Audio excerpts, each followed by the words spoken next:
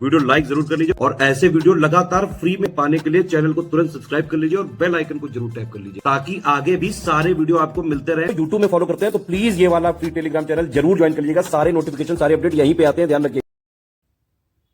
दोस्तों, स्वागत है आपका स्टडी फॉर सिविल सर्विसेज में। निबंध का प्रश्न पत्र अभी हाल में आपका संपन्न हुआ है कुछ घंटों पहले, और आप में से कई सारे कैंडिडेट्स ने दिया होगा और कुछ आगे देने की इच्छा रखते हैं, यानी भविष्य की जो मुख्य परीक्षाएं हैं, समीक्षा अधिकारी का मेंस है, प्रीलिम्स है, वहाँ तक पहुँचने की आपकी इच्छा है। तो बेशक आप दोनों को ही ये देखना चाहिए, समान रूप से उपयोगी है। जिन लोगों ने अभी परीक्षा दी हुई है वो भी देख सकते हैं, क्योंकि आगे अभी कोई तत्काल में प्रश्न पत्र ऐसा है नहीं।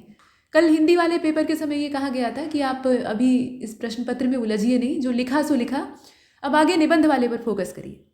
लेकिन अभी ऐसी बात नहीं है, तो आप देख सकते हैं। फिलहाल ये एक उपयोगी वीडियो है, इसे आप सभी को इसलिए देखना चाहिए ताकि निबंध लिखने का एक बेहतर आइडिया आपको मालूम हो सके। हमारी ओर से निबंध लेखन कार्यक्रम लगातार चलाया जा रहा था और हमारे जो पेड ग्रुप थे उसमें लिखने का पर्याप्त अभ्यास सारे ही कैंडिडेट्स ने किया था। तो उन्हें इस प्रश्न पत्र को हल करने में काफ़ी सहूलियत रही होगी, क्योंकि शीर्षक चाहे जो भी हो, लिखने का अपना एक अप्रोच होता है। और जब आप एक पर्याप्त मात्रा में तमाम शीर्षकों पर अभ्यास कर लेते हैं, तमाम टॉपिक्स पर प्रैक्टिस कर लेते हैं, तो आपके लिए कुछ भी मुश्किल नहीं होता। कैसा भी शीर्षक आ जाए, किसी भी आयाम में पूछ लिया जाए, आप लिख कर आते हैं और बेहतर लिख कर आते हैं। निबंध लिखना अपने आप में एक कला है, और जिस भी अभ्यर्थी को ये भली भांति आ जाती है तो वह किसी भी परिस्थिति में लिखने में सक्षम होता है। आइए शुरू करते हैं। जैसा कि आप जानते हैं कि प्रत्येक खंड से एक एक विषय चुनना होता है, ठीक है। मतलब 3 निबंध आपको लिखने होते हैं। शब्द सीमा यहाँ काफ़ी कम होती है। आमतौर पर यूपीपीसीएस के मेंस में 700 शब्दों के निबंध होते हैं, लेकिन यहाँ 600 शब्द होते हैं। यानी एक लघु निबंध आपको लिखना है और उसी में सारी बातें लिखनी है। यानी एक विस्तार लिए हुए या विस्तृत आयाम वाले शीर्षक के संदर्भ में आपको सिर्फ 600 शब्द या मैक्सिमम 700-750 शब्द तक वो जाएगा। एक शब्द सीमा बांधी गई है। शब्द गिन कर नहीं लिखे जाते हैं, खासतौर पर निबंध में। तो ऐसी स्थिति में मतलब 600 से 700 शब्दों के बीच में ये घूमता हुआ निबंध एक लघु निबंध है। और छोटे लेख लिखना या छोटे निबंध लिखना मुश्किल काम होता है बड़े निबंधों की तुलना में, क्योंकि छोटे दायरे में आपको सब कुछ लिखना होता है, सब कुछ समेटना होता है। तो बिल्कुल गागर में सागर वाली स्थिति होती है। तो आइए शुरू करते हैं। बाकी कहीं भी कुछ अपना व्यक्तिगत परिचय इत्यादि नहीं लिखना होता है। ये आपकी व्यक्तिगत छाप वहाँ नहीं छोड़कर आनी है, सिर्फ आपकी पहचान वहाँ पर आपका लेखन कौशल होगा।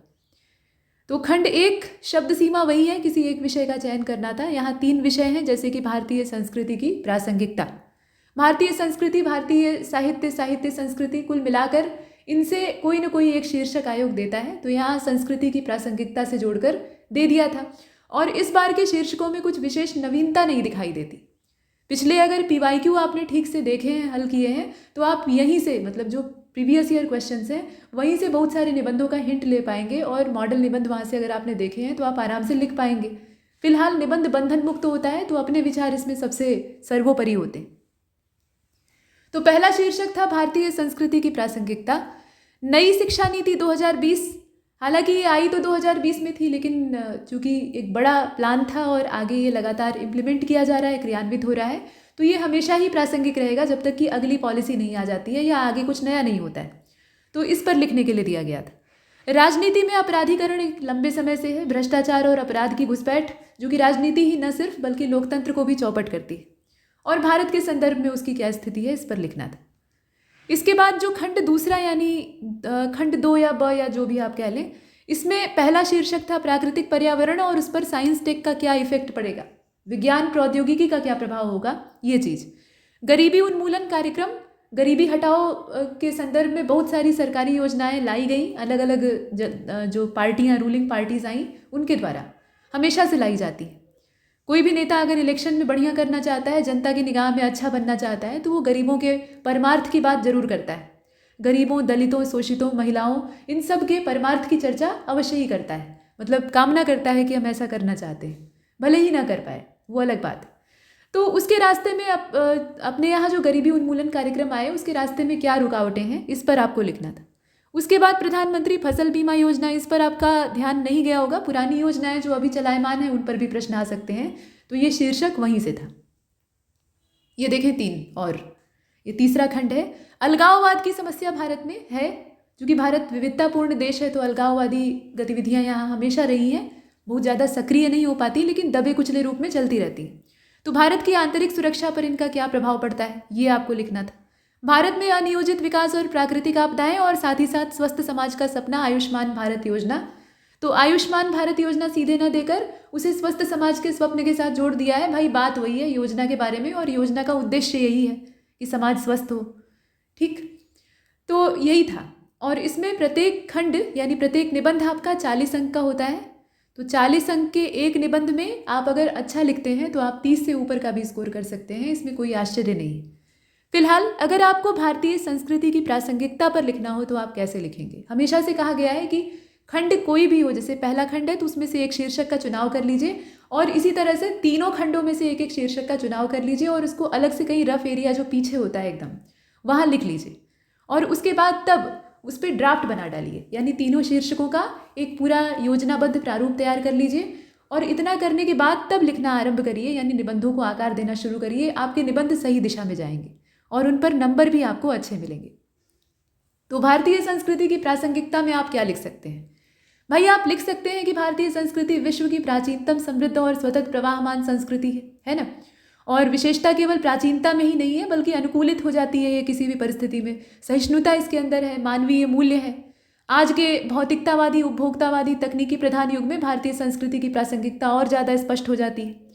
भारतीय संस्कृति का मूलाधार धर्म की व्यापक अवधारणा हो सकती है, तो उसको भी आप जोड़ दीजिएगा। और धर्म का मतलब वो संप्रदाय वाला धर्म नहीं, बल्कि धारण करने योग्य जो कर्तव्य करणीय है उसको हम धर्म मानते हैं। तो भारतीय संस्कृति उसी धर्म की आकांक्षी, उसी धर्म की पोषक।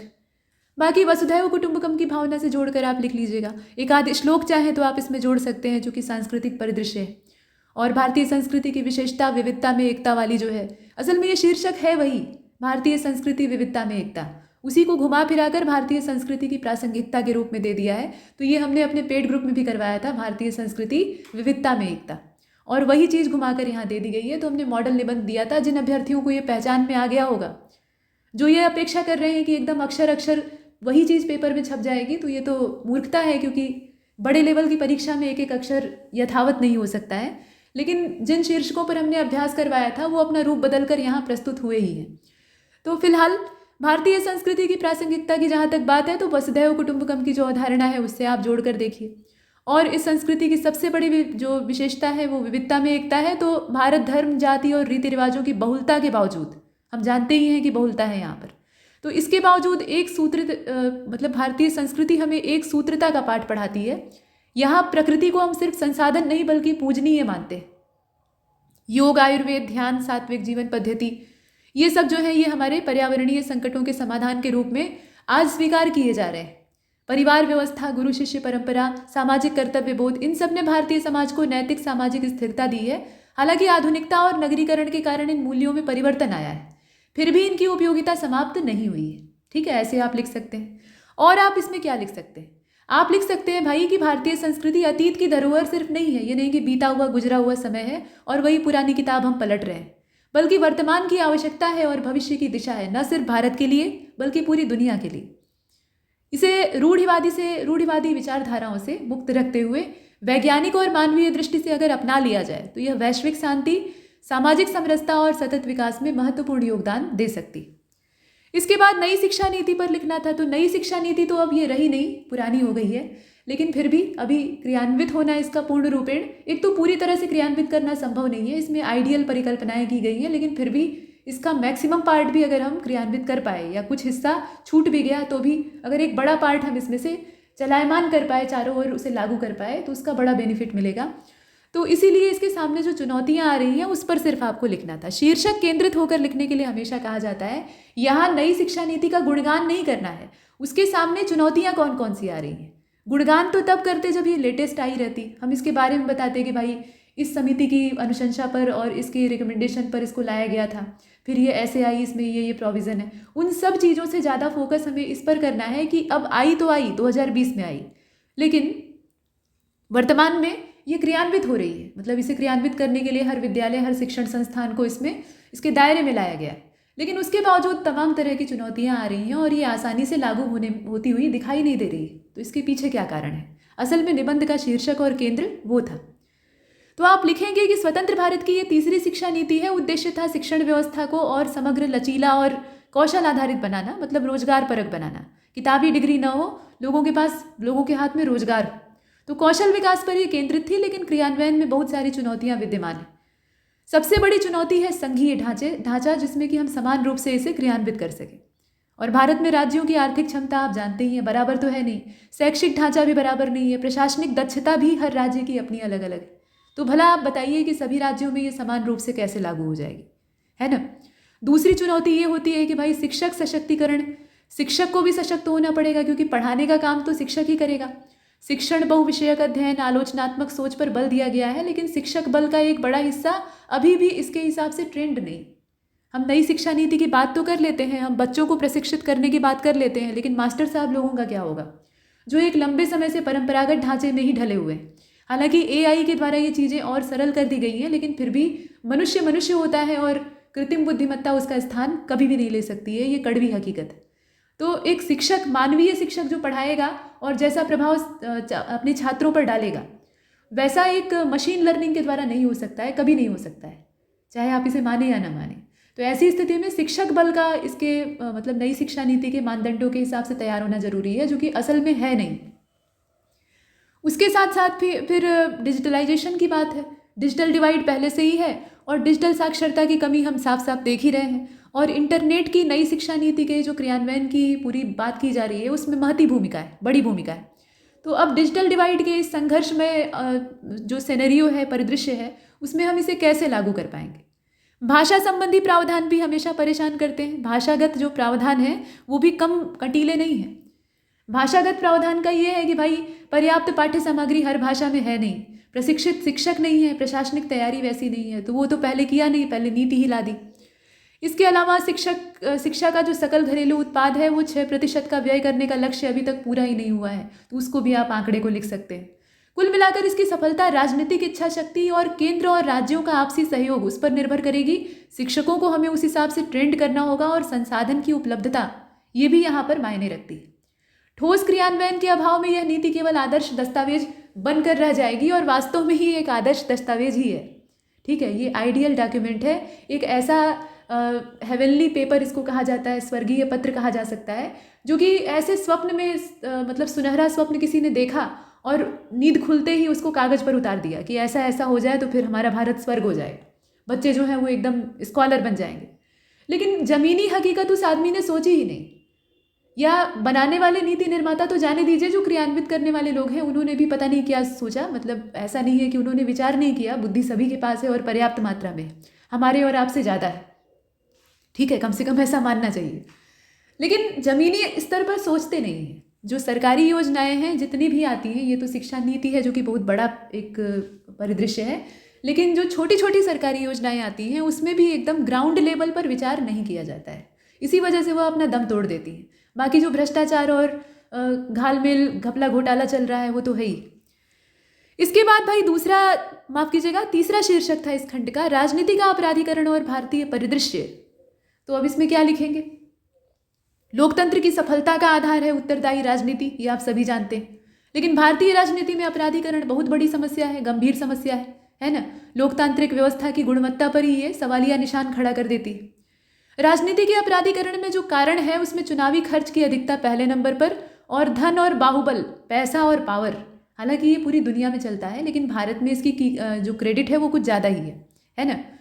तो वो बाहुबलियों का जो वर्चस्व है वो हमेशा चलता रहा है। जाति धर्म आधारित जो ध्रुवीकरण है उसके बिना काम चलेगा ही नहीं, और नेता ही उसको ख़त्म नहीं होने देते। ठीक है, कहते हैं जाति है कि जाति ही नहीं, तो जाति है कि जाति ही नहीं, तो जाने ही नहीं देते ना, राजनीति ही नहीं जाने देती। अगर राजनीति जाति को जाने देगी तो भोली भाली जनता जो है वो इनके बहकावे में कैसे आएगी, है ना। तो जाति को पालते पोसते हैं, हर जाति को पाला पोसा जाता है और आपस में भिड़ाया जाता है। उसी प्रकार से संप्रदायों और धर्मों के बीच में होता है, तभी राजनीति फलती फूलती है, और ये राजनीति का सबसे कुत्सित चेहरा है। ठीक है, तो आप देखेंगे कि आपराधिक तत्व जो है ये राजनीति को सत्ता संरक्षण और वैधता प्रदान करने का माध्यम मानने लगे हैं कि भाई राजनीति में अपनी पावर पैठ बना लो, पैसा तुम्हारे पास है, उसके बाद पावर चाहिए तो राजनीति में एंटर कर जाओ, किसी नेता का पैर पकड़ लो, उसके बाद वहाँ से बाहुबली बन जाओ, है ना। ये सिस्टम अपने देश में चलता है और ये अपराधीकरण को और बल देता है। न्यायिक प्रक्रिया अपने अपने यहाँ आप जानते ही हैं। न्यायिक प्रक्रिया न सिर्फ धीमी है बल्कि अनिश्चयों से भरी हुई है। मतलब कब किस चीज़ पर कैसा निर्णय आएगा कुछ कहा नहीं जा सकता।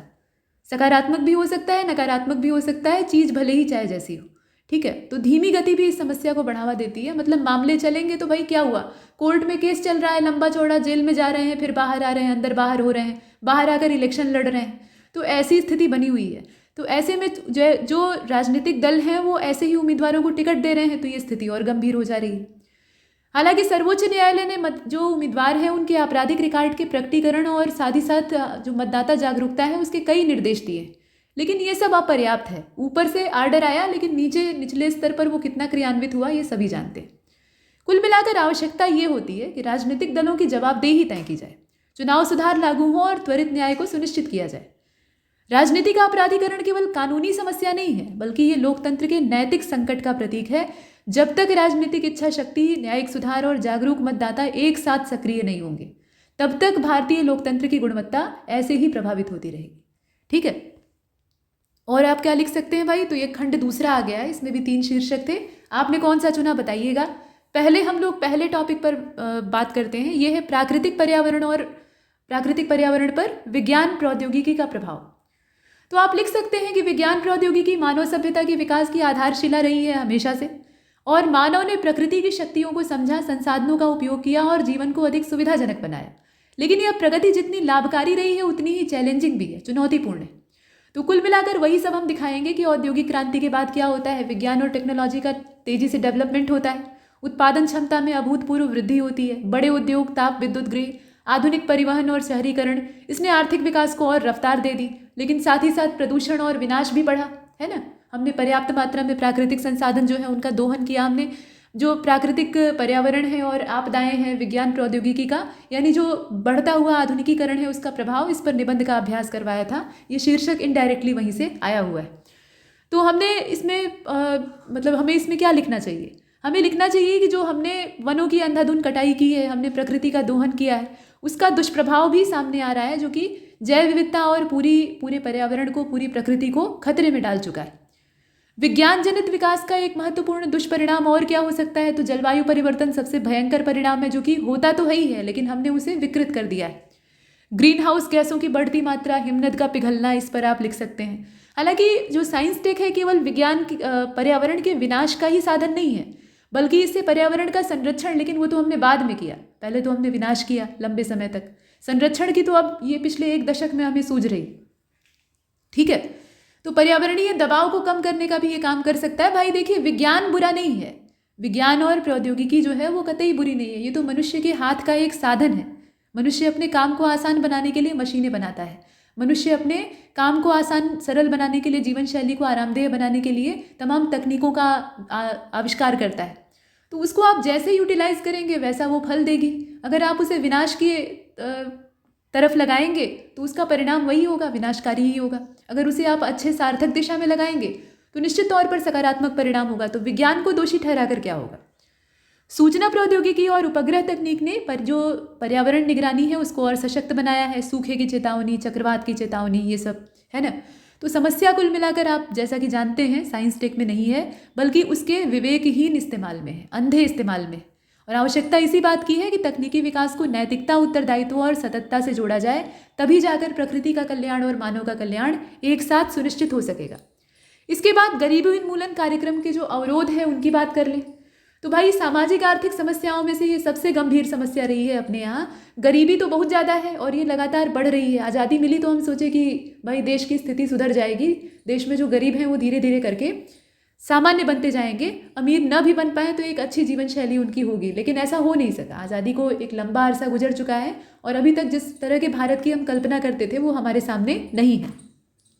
ठीक है, तो आज़ादी के बाद सरकार ने गरीबी उन्मूलन हेतु अनेक योजनाएं और कार्यक्रम शुरू किए, जिसका उद्देश्य था न्यूनतम जीवन स्तर सुनिश्चित करना और आर्थिक असमानताओं को कम करना। तो गरीबी आज भी है इन सब के बावजूद। सबसे बड़ा अवरोध है तेजी से बढ़ती हुई आबादी। जिस हिसाब से हम उपाय कर रहे हैं उससे कहीं ज़्यादा तेज तो जनसंख्या बढ़ रही है। तो फिर भला बताइए, हम साधन थोड़े से 10% ला रहे हैं, आबादी 50% बढ़ जा रही है, तो साधन कितनों, मतलब जो संसाधन है वो कितनों के पास जाएंगे। तो गरीबी उन्मूलन होगा नहीं, पहले तो बढ़ती हुई आबादी को कंट्रोल करना होगा। प्रशासनिक स्तर पर जो भ्रष्टाचार है, बिचौलिए हैं, वो अलग से हैं, उनको लिखिए। साथ ही साथ गरीबी रेखा का निर्धारण करने में जो अर्थशास्त्री हैं वो अपनी किताबी बुद्धि का इस्तेमाल करते हैं तो तमाम तरह की त्रुटियां आती हैं, ज़मीनी हकीकत नहीं जानते, है ना। बड़ी बड़ी यूनिवर्सिटीज़ में पढ़े हुए, एसी के कमरों में ठाट बाट से बैठे हुए लोग जो ज़मीनी स्तर है, गरीब का जो वास्तविक स्वरूप होता है वो नहीं जानते। ग्रामीण क्षेत्रों में भूमि का जो असमान वितरण है, कृषि की अत्यधिक निर्भरता है, प्राकृतिक आपदाएं हैं, ये सब भी समस्या है ना, ये गरीबी को बढ़ावा ही देती है। मंत्रालय जो चला रहे हैं योजनाएं विभिन्न प्रकार के, वो भी संसाधन और समन्वय दोनों मिलकर काम नहीं कर पाते। वहाँ पर संसाधन है भी तो उनका समन्वय ठीक प्रकार से नहीं हो पाता, जमीनी स्तर पर वो सफल नहीं हो पाती, जैसा कि आपको पीछे भी बताया। तो केवल आर्थिक सहायता से कुछ नहीं होगा, आर्थिक सहायता तो कम नहीं मिलती है, पर्याप्त ही मिलती है।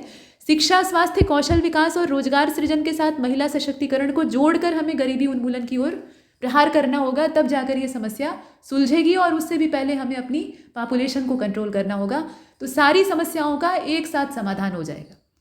ठीक है, मतलब एक को साधिए सब सज जाए, तो उसी उपाय को करना चाहिए, बड़े वाले उपाय को करना चाहिए। तो समस्या का जो केंद्र बिंदु है ना, वो बढ़ती हुई आबादी है।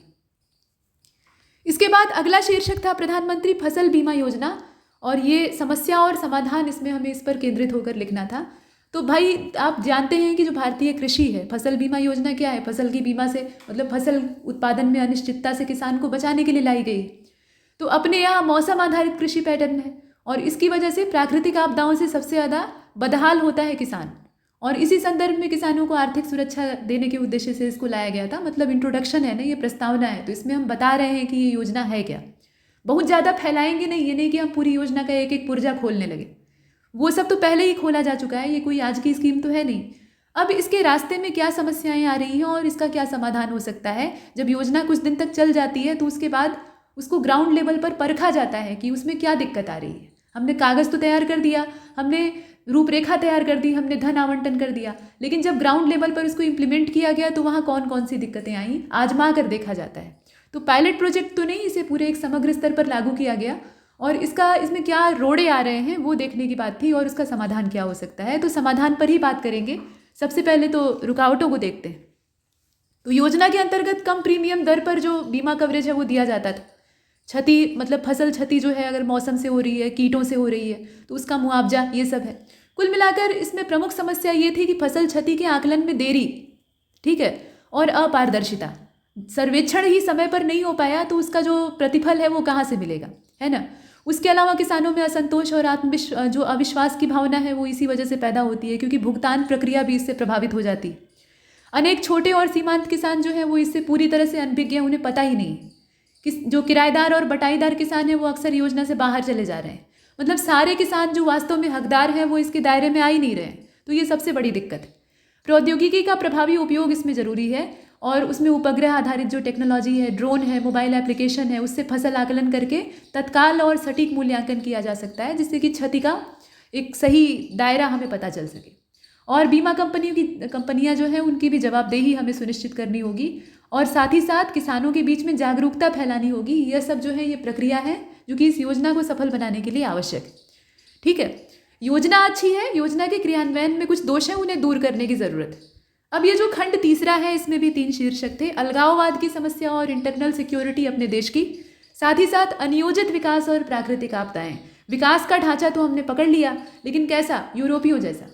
और यूरोप अपने आप को बर्बाद करने के बाद दुनिया को बर्बाद करने निकला, अब वही काम हम भी कर रहे हैं। तो यूरोप के पास तो उस समय विकल्प था, जहाँ मन किया वहीं हड़प के कॉलोनी बना ली, उपनिवेश बना लिया, वहाँ बस गए, कब्जा जमा लिया, बाद में भले ही खदेड़े गए वहाँ से। भारत के पास वो ऑप्शन तो है नहीं। भारत तो सीमित ज़मीन है हमारे पास, आबादी एकदम ठूस ठूस कर भरी हुई है, और अगर हम वही विकास का ढांचा अब इस ज़माने में अपना लेते हैं जब हमारे जो प्राकृतिक संसाधन है वो पहले से ही कराह रहे हैं, तो आप खुद सोच कर देखिए कि इसका परिणाम क्या होगा। ठीक है, तो ये चीज़ है। और इसके साथ साथ स्वस्थ समाज का सपना और आयुष्मान भारत, बेसिकली आयुष्मान भारत पर हमने प्रैक्टिस करवाई थी निबंध की, एक निबंध लेखन कार्यक्रम में शीर्षक भी था सीधे सीधे, तो वहाँ से आप इसे जोड़कर देख सकते हैं। यहाँ पर वो टॉपिक आ गया है, तो इसे आप देख लीजिए। सबसे पहले अलगाववाद की समस्या पर चर्चा कर लेते हैं। तो भारत बहुजातीय, बहुभाषी, बहुसांस्कृतिक राष्ट्र है ना, डाइवर्सिटी है। जिन मामलों में है वो आप बताइए। राष्ट्रीय एकता बनाए रखना भारत की सबसे बड़ी उपलब्धि तो है ही है, चुनौती भी है, और उसमें अलगाववाद और ज़्यादा चैलेंज देता है। तो ये क्या करता है, अपने देश की एकता, समरसता और लोकतांत्रिक व्यवस्था सबको जर्जर बनाता है। अलगाववाद की समस्या के पीछे ऐतिहासिक, राजनीतिक, सामाजिक, आर्थिक सारे कारण हैं और औपनिवेशिक काल की नीतियां, सीमाओं का कृत्रिम निर्धारण और कुछ क्षेत्रों का विकास से वंचित रहना, सारे क्षेत्रों का समान रूप से डेवलपमेंट न हो पाना, ये भी एक समस्या है। तो अलगाववाद की समस्या का सीधा असर पड़ता है भारत की इंटरनल सिक्योरिटी पर, उसी पर हमें फोकस भी रहना है। निबंध में जिन कीवर्ड्स को दिया गया है उसी पर हमें केंद्रित होकर लिखना है, नहीं तो लिखने के लिए एक ही बिंदु पर बहुत सारे आयाम हो सकते हैं। तो अलगाववाद की समस्या का सीधा प्रभाव भारत की इंटरनल सिक्योरिटी पर पड़ता है। सशस्त्र उग्रवाद, आतंकवाद, हिंसक आंदोलन और विदेशी शक्तियों का हस्तक्षेप राष्ट्रीय सुरक्षा के लिए गंभीर खतरा बन जाता है और अलगाववादी संगठनों द्वारा हिंसा, सरकारी संस्थानों पर हमले, आम नागरिकों को निशाना बनाना, सामाजिक अस्थिरता को बढ़ावा देना, इन सब से क्या होता है, जनजीवन प्रभावित होता है। अलगाववाद लोकतांत्रिक व्यवस्था के लिए चैलेंज है ना, और केवल सैन्य और पुलिस कार्रवाई से इसका जो समाधान है, निदान है, वो संभव भी नहीं। राजनीतिक संवाद, संवैधानिक अधिकारों की रक्षा, क्षेत्रीय असंतोष का समाधान, सुशासन की स्थापना, ये सब भी अत्यंत आवश्यक। राष्ट्रवादी चेतना, सामाजिक समावेशन और लोकतांत्रिक मूल्यों को मजबूत करना आवश्यक है। जब नागरिक खुद को राष्ट्र की प्रगति में सहभागी महसूस करते हैं तब अलगाववादी विचार अपने आप ही कमजोर पड़ने लगते हैं। तो नागरिकों से ज़्यादा अच्छा इलाज इसका कोई दूसरा नहीं कर सकता है। भारत की इंटरनल सिक्योरिटी को सुदृढ़ बनाने के लिए एक समेकित प्रयास की आवश्यकता है। अनियोजित विकास और प्राकृतिक आपदा वाला, इसमें आप लिख सकते हैं कि विकास का जो पैमाना हमने पकड़ा हुआ है, अपनाया हुआ है, वो हमें विकास की ओर कम और विनाश की ओर अधिक धकेलता है। तो तेजी से आर्थिक प्रगति हमें पानी है, आधुनिक सुविधाएं ग्रहण करनी है, लेकिन विकास योजनाबद्ध नहीं है, अनियोजित है और इसकी वजह से गंभीर दुष्परिणाम सामने आ रहे हैं। जितनी भी प्राकृतिक समस्याएं हैं उन सब का जिक्र करिए। शहरीकरण जो अनियोजित हो रहा है वो इस समस्या का पहला उदाहरण है और मुख्य कारण है। आबादी तेजी से बढ़ रही है, अतिक्रमण हो रहा है, अवैध निर्माण हो रहा है और जो ग्रीन एरिया है, पेड़ पौधे हैं, वो नष्ट होते जा रहे हैं। कोई पूछने वाला नहीं है, अब सरकार भी कटवा रही है, लोग भी कटवा रहे हैं। मिल के काटो, ठीक है, फिर मिल के मरेंगे भी। चलिए, तो नदियों के किनारे निर्माण कर रहे हैं जल निकासी, और नदी का पानी जब घर में घुसता है तो हाय हाय करते हैं। और जल निकासी व्यवस्था उसकी अनदेखी, तो जो शहरी इलाके हैं वहाँ गटर वाली बाढ़ आ जाती है। उसके अतिरिक्त बेतहाशा कटाई हो ही रही है जंगलों की, जंगल पर जंगल साफ हो रहे हैं और कोई लोग नहीं साफ कर रहे हैं, सरकार की शह पर काम हो रहा है और ये हमेशा से होता रहा है, कोई अभी नया नहीं हो रहा है। रफ्तार बस बढ़ती जा रही है, यही चिंता का विषय है। तो ग्रामीण क्षेत्रों में अनियोजित विकास के दुष्परिणाम स्पष्ट हैं। भाई, आज़ादी के समय जो मतलब रिफ्यूजियों का संकट था, उसको दूर करने के लिए तराई के जंगल ही कटवा दिए गए, वहाँ लोगों को बसा दिया गया। तो ये लंबे समय से हो रहा है, ऐसा नहीं है कि ये आज ही हो रहा है, लेकिन अब रफ्तार बहुत तेज हो गई है और ये बहुत ज़्यादा चिंतनीय चीज़। मतलब जलवायु परिवर्तन जिस रफ्तार में हो रहा है ना, प्रकृति जिस रफ्तार में अपना रौद्र रूप दिखा रही है, इंसान भी उतनी ही मरने की जल्दी में और जल्दी जल्दी वही काम कर रहा है जिससे कि उसका विनाश जल्दी हो। ठीक है, तो ग्रामीण क्षेत्रों में अनियोजित विकास और ज़्यादा स्पष्ट है, शहर में तो कुछ गनीमत भी है। वनों की कटाई, खनन गतिविधियाँ, इसकी ज़मीन हड़पो, उसकी ज़मीन पर मकान बनवाओ, सब कब्जा करो, ऐसा। ठीक है, तो जो ये असंतुलन है, ये प्राकृतिक आपदाओं की बारंबारता, तीव्रता को तेजी से और बढ़ा रहा है। कुल मिलाकर अनियोजित विकास के कारण जो मानव निर्मित आपदाएं हैं वो सामने आ रही है। प्राकृतिक आपदा तो है ही है, उसको हमने इंसानी गतिविधियों से जोड़ दिया है, मतलब इनवाइट कर लिया है, आ बैल मुझे मार वाली स्थिति। तो अब इस समस्या के समाधान के लिए विकास को पर्यावरणीय संतुलन के साथ जोड़ना होगा, मतलब प्रकृति के साथ मिलकर हमें चलना होगा।